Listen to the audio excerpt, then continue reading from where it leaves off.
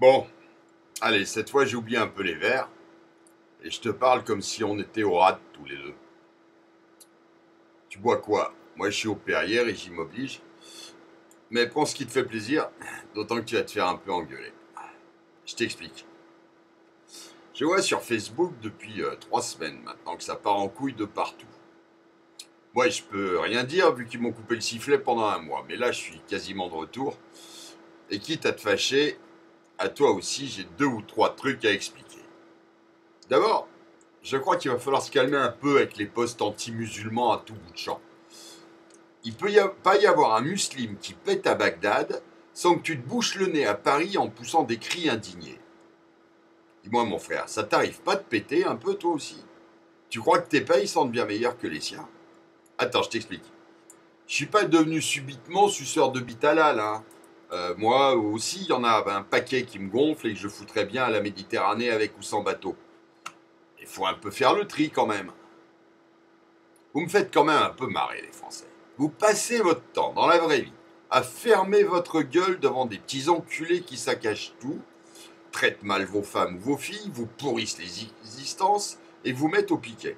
Et puis tout d'un coup, vous êtes 10 dans un troquet et vous vous prenez chacun 20 kilos de muscle, 500 grammes de couilles et vous voulez tuer tout le monde. Ça devient ridicule tout ça. Si tu veux que les choses changent, c'est un peu tous les jours qu'il faut agir et pas déverser une haine imbécile sur FB, le cul bien calé sur ton canapé à crédit. Il ne s'agit pas de haïr tout le monde et de dire des énormités en meute dans des groupes d'excités ou de relayer des postes débiles émanant de sous-officines de propagande tout aussi débiles. Des musulmans, il y en a plein de bien en France. Il y a plein de gens respectables et respectueux qui bossent, qui font pas chier, qui éduquent leurs gosses et qui sont des voisins charmants. C'est pas à eux qu'il faut s'en prendre, bordel. Ils souffrent tout autant que toi de cette situation, ils ne méritent pas de lire ta haine. Mettre tous les musulmans dans le même sac, c'est exactement aussi con que de réduire le christianisme au bûcher des sorcières, à l'inquisition ou à quelques prêtres pédophiles. Nous aussi, on a eu notre part de dinguerie, hein. D'ailleurs, tu le sais bien, parce que je te connais, t'as une grande gueule quand t'es en colère, mais en même temps, t'es plutôt un bon mec. Des musulmans avec qui t'as bossé et que tu respectes, des familles émigrées à qui tu tapes la bise et pour qui tu as de l'affection, il y en a forcément. Et puis c'est normal, bordel, on est avant tout des humains. Ou alors vraiment, si t'es tellement plein de haine, je te dis franchement, finis vite ton verre et casse-toi avant que je te le pète dans la tronche. Je te rappelle que ça a un peu commencé comme ça en Allemagne il y a 80 piges avec les juifs, hein. On commence par pointer quelques enculés méprisables et ça finit avec des mômes et des vieillards devant la douche. Et ça, ni toi ni moi, on en a envie, hein. Alors tu vois mon poteau, là je crois qu'il faut qu'on calme un peu le jeu et qu'on réfléchisse. C'est vrai qu'on est exaspéré. Et crois pas que je le sois moins que toi. Les racailles qu'on a élevées en masse à nos frais, y en a marre. Les barbus et leurs fatmas voilées, y en a marre. Les éternels gratteurs à la CAF et autres aides sociales, y en a marre. Les pouilleux de Rome avec leurs suppliques bébé pas manger 3 jours pendant qu'un autre essaye de te taper le larfeuille, y en a marre. Les familles polygames avec 3 ou 4 pondeuses et 20 poussins, y en a marre. Les salopards qui comprennent pas qu'un prof ou une infirmière c'est sacré et que jamais on lève la main dessus, y en a marre. Les enculés qui pourrissent nos mômes avec la cam, y en a marre. Les fils de pute qui sifflent la Marseillaise et qui brûlent le drapeau, y en a marre. Les dingos qui pensent qu'on règle le blême de la liberté de la presse à coups de calache, y en a marre. Mais bon, ce bordel, il s'est pas installé par hasard, hein. C'est pas venu tout seul et d'un coup les conneries. On s'est pas réveillé un matin dans une société qui avait perdu la boule dans la nuit. Ça a mis du temps à s'installer tout ça. Tu sais, c'est un peu comme ces mères qu'on voit à la caisse des supermarchés avec un chien de 5 ans qui trépigne, se roule par terre et les frappe parce qu'elles leur ont refusé un paquet de bons becs, et les daronnes, elles regardent ailleurs comme si de rien n'était. Ben faut pas qu'elles s'étonnent si leur délicieux petit Kevin à 15 ans il leur crache à la gueule et fait chier tout le monde. Les peuples, c'est comme les mômes, ça s'éduque. Et si tu le fais pas, bah tu vois ce qui arrive aujourd'hui. Et c'est maintenant qu'on va arriver aux vrais responsables. Qui est censé éduquer le peuple, sinon ses dirigeants? Qui a détruit l'école sur la base de grandes théories 68ardes depuis 50 ans, sinon nos dirigeants? Qui a laissé la télévision devenir un gigantesque lave-cerveau destiné à nous décérébrer, sinon nos dirigeants? Qui a laissé la justice devenir de plus en plus laxiste, avec une mention spéciale pour la Taubira Racaille, sinon nos dirigeants? Qui a largement entretenu l'immigration depuis le regroupement familial de Giscard pour offrir une main-d'œuvre pas chère aux grands groupes capitalistes, sinon nos dirigeants?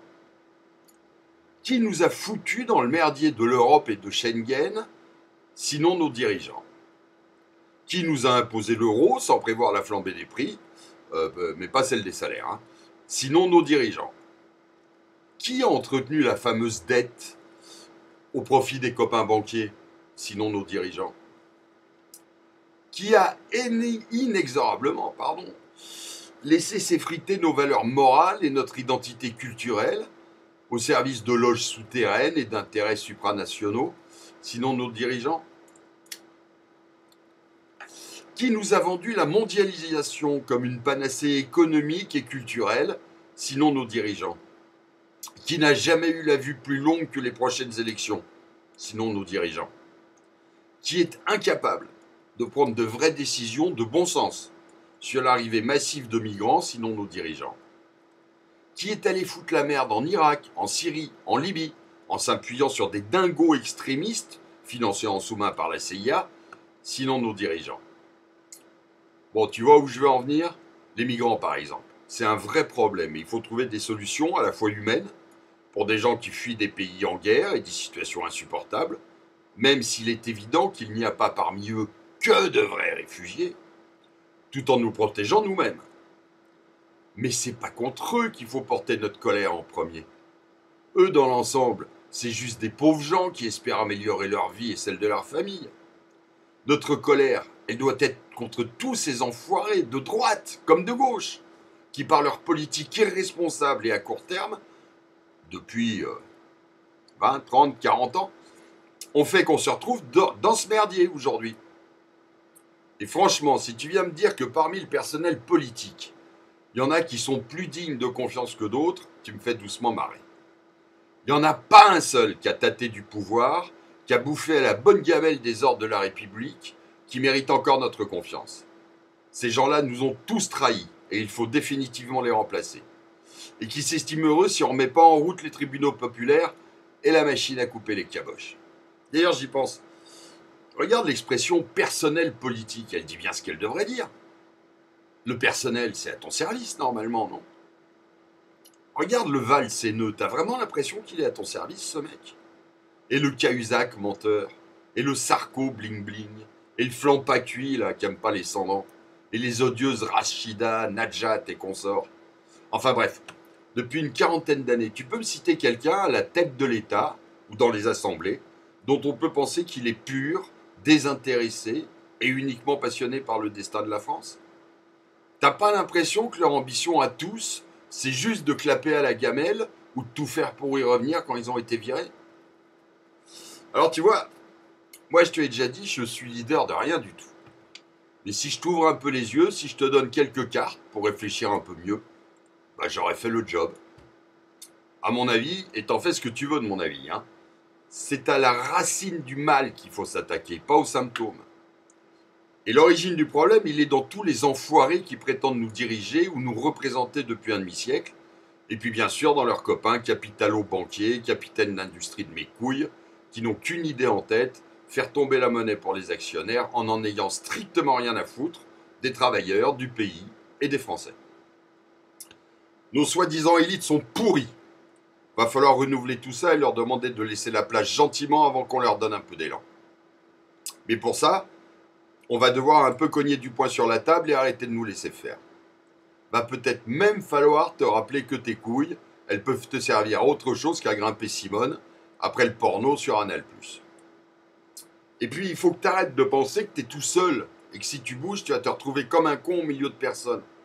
C'est sûr que si tu attends qu'il y ait 100 000 gus dans la rue avant de te mettre en route, et que si chacun fait comme toi, les choses ne sont pas prêtes de changer. Moi, je pense qu'on a tous assez gueulé sur Internet et que c'est dans la rue maintenant que ça doit se passer. Il faut qu'on accepte tous de perdre quelques jours de boulot, donc de revenus, pour aller montrer notre colère. Alors c'est vrai, c'est difficile d'organiser des manifs sans syndicat ou mouvement. Mais Internet, c'est un super outil pour se fédérer. Regarde comment ça s'est passé lors des printemps arabes. Me dis pas quand même qu'on est plus cons ou moins motivés que les Égyptiens ou les Tunisiens. Et je te signale qu'eux avaient en face des forces de l'ordre policières et militaires nettement plus rugueuses avec les manifestants que les nôtres. Hein. Je te l'ai déjà dit, je ne roule pour aucun parti ni aucune organisation. Je n'ai pas de maître à penser, même si j'avoue être séduit par le discours d'Étienne Chouard. Va voir un peu ses vidéos sur le net, c'est intéressant. Et je ne fais pas confiance à grand monde pour me manipuler. Mon côté anard, sans doute. C'est à nous, le peuple, de nous prendre en main et de refuser toute récupération par n'importe quel parti politique. Les politiciens, on n'en veut plus, ils nous ont assez trahis. En ce moment, il y a une initiative qui se développe pas mal sur le net. Ça s'appelle le mouvement du 1er octobre ou le boycott du 1er octobre. Et ça propose, en dehors de toute organisation politique, une grande journée d'action, ou plutôt d'inaction même, allez voir, vous comprendrez, le 1er octobre prochain.